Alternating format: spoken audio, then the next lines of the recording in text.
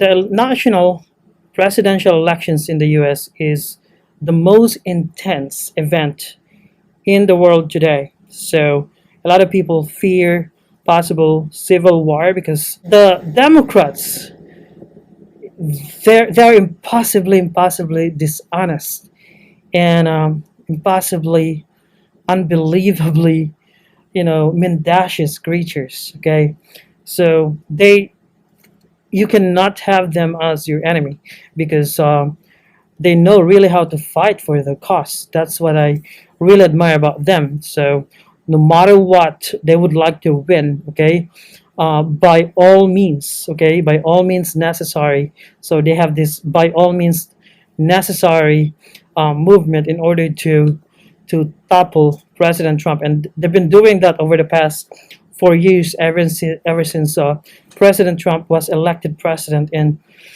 2016. So they're impossibly stupid and an evil, group of people. So they really know how to fight for the game, but they're fighting very dirty. And the Democrats and liberals are the biggest sore losers, okay, in the world today. They don't know how to lose a game or a fight.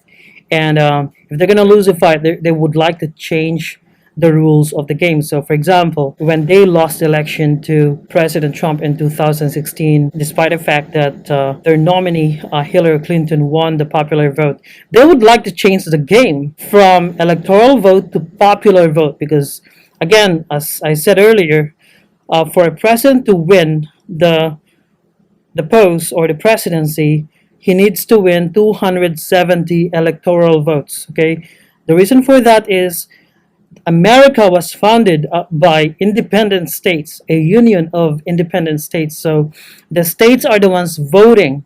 The states, through the electors, are the ones voting for the president, not the popular vote. Because if they had a popular vote, then New York, California, Texas could elect a president. The people, the millions of people in these states, or just a few counties, for example, could elect a president via popular vote. And that's not how the founders of the United States envisioned the presidency, in the past, in 17th century. So in the Philippines, we have a popular vote system because we have a national system. But I'm going to tell you, it is harder to win an electoral vote than popular vote. Imagine in the Philippines, if we had an electoral vote system, all these presidential nominees had to campaign in all these states in this country. With our current system, the popular vote system, all they need to do is campaign in vote-rich regions like Metro Manila, Cebu, Visayas region, and Davao. So if they're going to campaign in those 3 or 4 areas, they're going to be assured or guaranteed of the presidency. So that's the nature or evil of popular vote.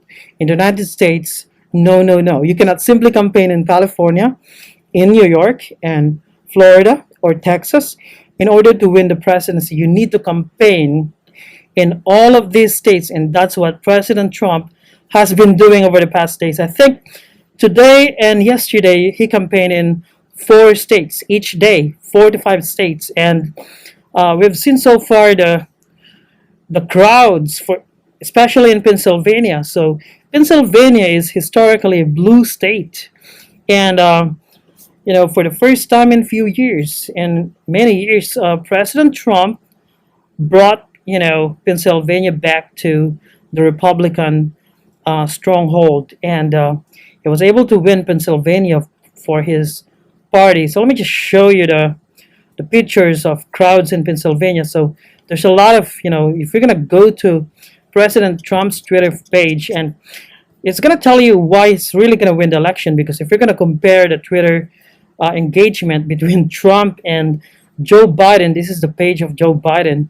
Really, he just got 11.9 million versus President Trump's 87.3 million. But I can tell you that that's definitely not the indication that one of them is going to win the elections. But if you're going to check on President Trump's page, you can see a lot of photos of his rallies, In Michigan, for example, earlier today, so countless of people, tens of thousands of people, as if COVID or the Chinese virus did not exist. All right, so look at that. So the crowd. And I don't think Biden could even fill a basketball court.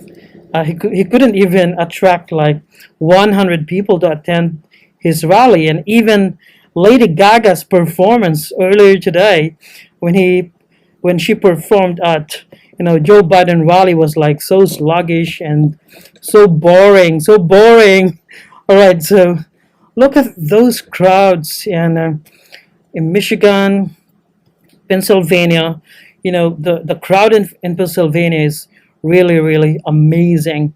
It's unbelievable. So, based on these crowds alone, the crowd attendances in his rallies over the past months, the Trump flags, the backyard flags showing this Trump Pence flags and banners, you can definitely predict that Trump is going to win the election. And I'm so excited because I'm very much excited that Trump is going to be the president of the United States, because he's going to be the best president for Asia. And a lot of Asian countries are actually rooting for President Trump to win the presidency, because he's not, a meddling president. He's not an interventionist American president. So he'd like to leave all these countries alone and let them do their business.